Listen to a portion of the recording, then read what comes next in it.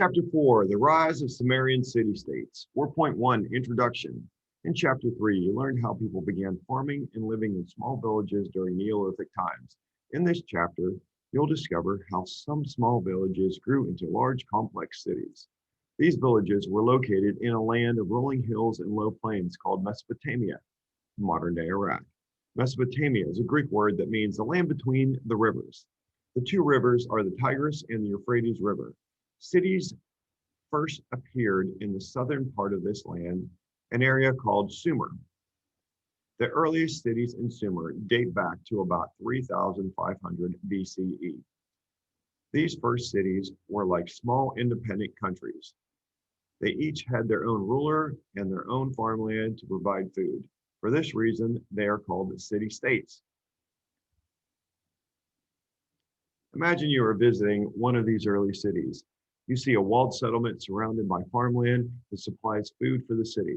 The strong city walls are built with sun-baked bricks. Moats or ditches filled with water surround the walls. The moats help to keep out enemies. During an attack, people living outside the city walls fled inside for protection. As you gaze on the city, you may wonder how it came to be built.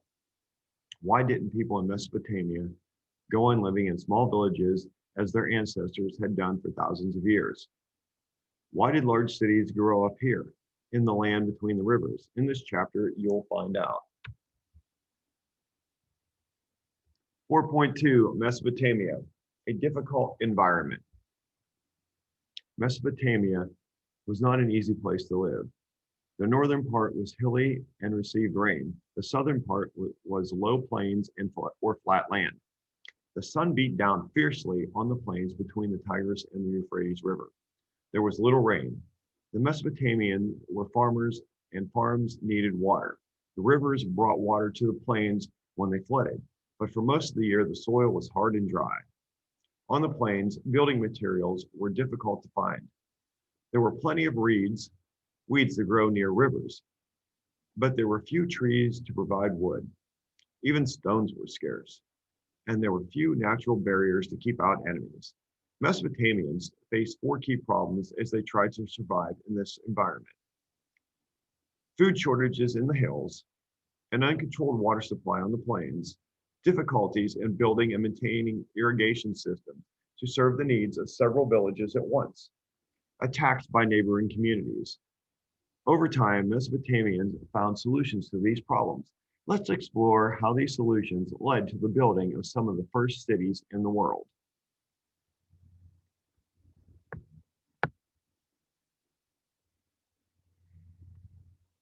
Four point three, food shortages in the hills.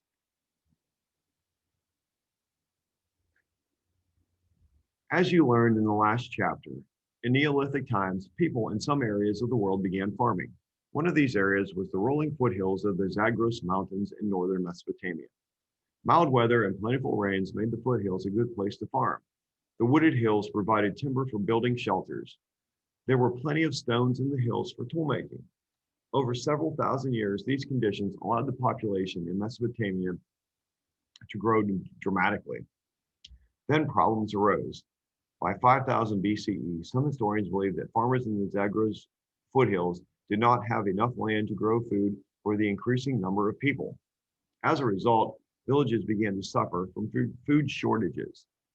Below the foothills and to the south, the Euphrates and Tigris rivers ran through flat plains. The plains covered a large area of land and no one lived there. During most of the year, the land was very dry and hard, and the plains lacked trees and stones for making shelters and tools. Yet the plains held promise too. In the spring, the rivers flooded, bringing precious water. Perhaps farms could be built there. Driven by the need for food, people moved out of the foothills and into the plains. This region became known as Sumer, and its people would be called the Sumerians. 4.4, uncontrolled water supply in the river valley. The farmers who moved to Sumer faced many challenges. One of the biggest problems was the uncontrolled water supply. During the spring, rain and melted snow from the mountains flowed into the Tigris and Euphrates rivers, causing them to flood across the plains. But no one could be sure exactly when floods would come. If it happened after the planters planted their crops, their young plants will be washed away. For much of the rest of the year, the sun-baked soil was dry and hard as stone. Hot, strong winds blew thick layers of dust across the ground.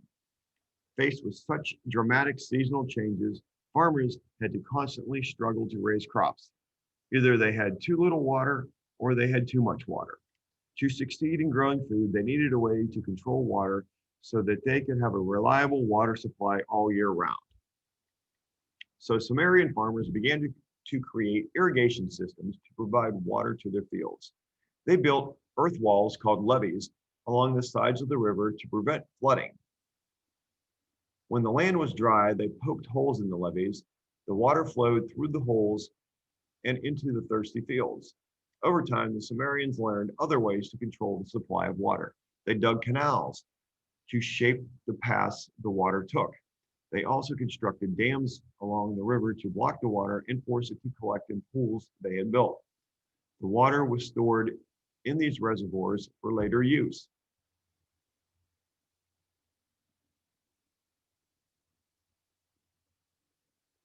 "4.5 Difficulties in maintaining a complex irrigation system." Irrigation systems provided enough water for Sumerian farmers to grow plenty of food. But now a new problem arose: how to maintain the irrigation system across village boundaries.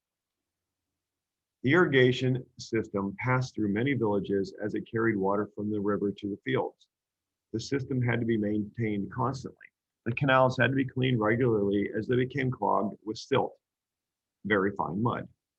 One clogged canal could spoil the entire system. Farmers could no longer live apart or in small groups. They were connected for miles around by the canals. They also had to work together for the common good. Gradually, villages became too dependent on each other to build and maintain their complex irrigation system. Workers from different villages probably worked together. They cleared the silt from the canals to keep them from clogging.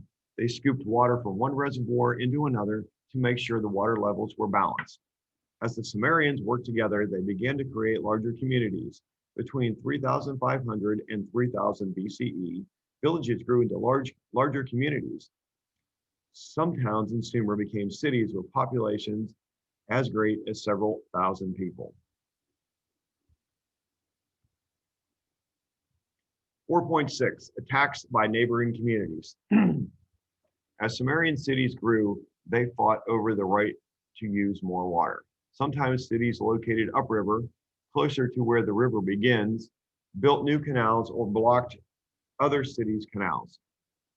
In this way, that kept water from reaching the cities that were downriver, farther from where the river begins. Fights over water became so intense that they led to bloodshed and killing. Sumerians began to look for ways to protect their cities from their neighbors. The plains provided no natural barriers for protection. There were no mountain ranges or rushing rivers to keep out enemies. So Sumerians began to build strong walls around their cities. The walls were made of mud bricks that were baked in the sun until they were hard. The Sumerians also dug moats outside the city walls to prevent enemies from entering the city. Most people lived in houses behind the walls, while the farms laid outside. In case of attacks, farmers fled the fields and took safety inside the city walls. The walled cities of Sumer were like independent countries. Historians call them city-states. By 3000 BCE, most Sumerians lived in city-states.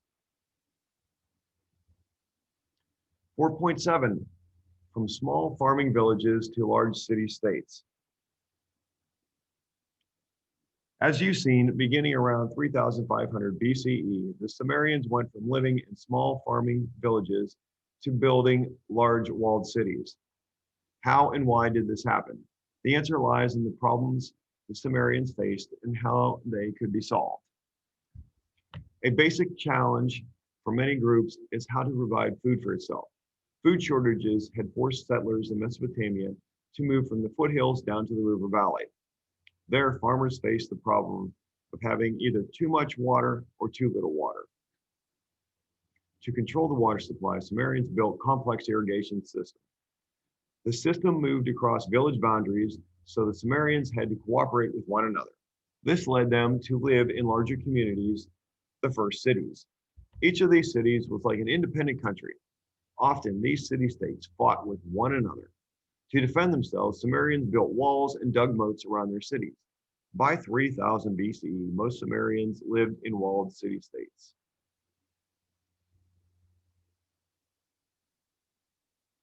Summary.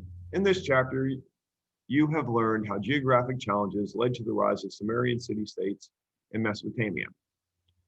Food shortages in the hills. A shortage of food forced people to move from the foothills to the Zagros Mountains to the plains between the Tigris and Euphrates rivers.